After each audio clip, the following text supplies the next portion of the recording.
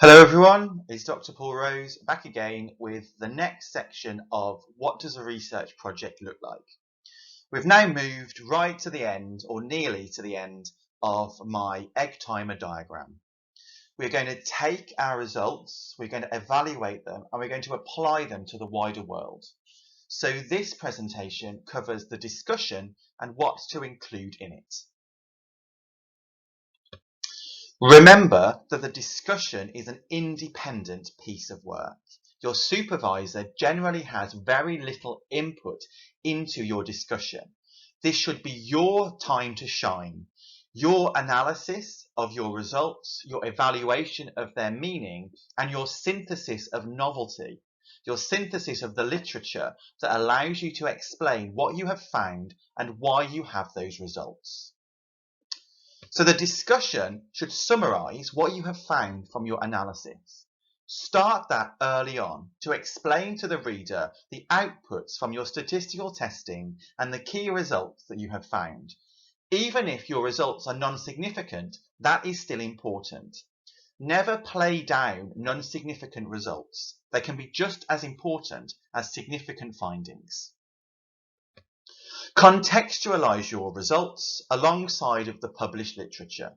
Literature that's specific to your species or study system, or literature that is related to your research question in some way. Tell the reader whether or not you have supported or refuted your hypotheses and your aims. Don't allow them to guess what you have found out. Be clear in your evaluation of your research hypotheses and of your aims. Explain how and why, whether or not you have supported your hypotheses and aims. By this, I mean look at the literature, see what you have done, see what other people have done, and suggest different ways of doing things if you have unexpected results. Always critique your methods and approaches. Every research project will have flaws. Think about your limitations as extensions for research. Highlight where there may be limitations and explain them as ways that others could go about doing your project again. And when you suggest areas of research extension, you are building in the cumulative fashion of research. Science is always cumulative, so to be a valid and ethical scientist, you should always suggest where your research can go in the future. Good science always generates more questions than it answers. So by explaining research extensions, we are suggesting what future questions could be posed by others. The discussion is quite a weighty section of your report, around 30% of your total word limit. It has to contextualize your results, suggest why limitations could be research extensions, look at the good and positive aspects of your research, review novel pieces of literature that you haven't mentioned in your introduction, and build everything together so you can finally write a conclusion. Whilst the discussion must be strong on evaluation and critical analysis, try not to overwrite it. Try not to write an overly long discussion. If you end up writing pages and pages and pages, you will dilute your important messages. The reader will get fatigued and they may not actually end up reading what you want to say, what you have found out, and what is important about your results. Remember, there's no place for description in your discussion. It must be evaluative and discursive, explaining the reasons why you have the results that you do. Let's go over some of the key aspects of what the discussion should look like. Start with a paragraph that explains your results and what you have analysed. Tell the reader the key outputs from your analysis and put that into context. Once you have done that, evaluate and discuss each aim or hypothesis in turn. The following paragraphs after the overall summary should explain the reasons why you have those results. You should use outside reading to explain the reasons why your results look the way they do. Contextualize your findings alongside of the published literature. Always review the literature as you go. The more evaluation you do, the more synthesis of novelty you have, and the stronger your discussion will be. Make sure, following your interpretation of your aims, make sure you have a section on the challenges you found, the limitations, and how these can be research extensions. And remember to always tell the reader what's good about your research, as well as considering limitations. Be sure to explain the positives, the novelty to your science, how you filled a gap in our knowledge area, what's good about your science. Without bragging, be objective, but there's positive aspects to any experiment, even to those that have non-significant findings. You then wrap up your evaluation at the end of your discussion, bring everything together before you write your conclusion. Your conclusion contains no discussion. It contains no novel information. So make sure you have finished all of your discussion and critical analysis of the literature before you feel it's time to write your conclusion. Here's a basic structure that just basically distills what I've said to help you write your discussion. This arrow from its base is going from the results section towards its head to the conclusion. So we're flowing underneath the results towards the conclusion. The first section of discussion is the summary and explanation of the results, your key findings and what they mean. This is where you interpret your outputs.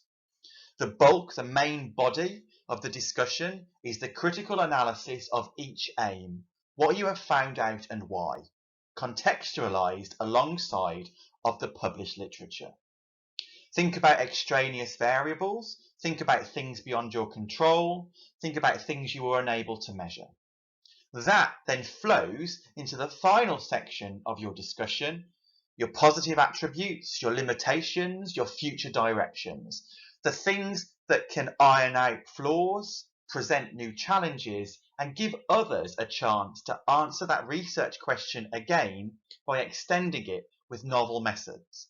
Once you've done that and explained these novel methods, you should then have done all of your critical analysis of the results that allows you to then write your conclusions. Please remember that the discussion is not description of other people's papers. If you describe other people's papers, you are giving all of the credit to those authors and not the credit to yourself. Give yourself credit by evaluating what those papers mean alongside of your findings. The discussion is not a rewrite of your introduction. By all means, use some of the references from your introduction in your discussion, but you must use novel research. You're going to find things out that you didn't know in your introduction. Therefore, you must have novel papers, papers that you have not referred to in your introduction. The discussion does not simply re-describe the results section. That is the job of the results section, to simply state your analysis. The discussion explains and evaluates the results. The discussion does not review interesting papers that you like. It must critically analyse papers that tell the reader why you have the results that you do. And the discussion is not a conclusion. Do not conclude or make concluding statements in your discussion. The discussion is discursive and synthesizes new things. It's the conclusion's job to bring that together and tell the reader your overall finding. If you ever find yourself saying to conclude and you're halfway through your discussion, scrub it out and think about analysis, critique, and evaluation. Here's an example of a paper that I think has a really good discussion.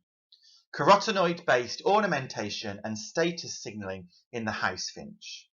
The reason why I like this discussion is because it's a relatively complex piece of work. It's got a very large descriptive methods and it has a range of results, outputs. But the discussion is quite succinct and to the point. And here I've copied it from the left at the start to the right towards the end. Do feel free to download the full text article so you can read this in more detail. What I also like about this discussion is that the researchers clearly state that they have found non-significance. They explain their results that are still important, even though what they have shown is not what they expected. They have given the reader various other research extension ideas. They have explained why they haven't found significance, and they have suggested the reasons for this from the study population, from the testing that they ran, and from their experimental setup. It also contextualizes the findings along a range of other papers and suggests any future areas for experimentation. So think about why this is a good piece of work if you do go and read this paper, and why it's very honest and objective in how it explains the findings. So to finish my checklist for your discussion, have you evaluated meaning from your results? And is that evaluation alongside of published research? Even if you can't find another paper that's very specific to your animal study system or topic, you will find related papers with related challenges and opportunities. Think about extending the papers you used in your introduction.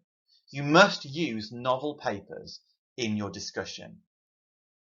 Think about explaining limitations as future areas of research, and discuss and explain all potential impacts from extraneous variables, from things that happened beyond your control, from how your animals behaved, from things that you weren't able to mention or measure, so on and so forth.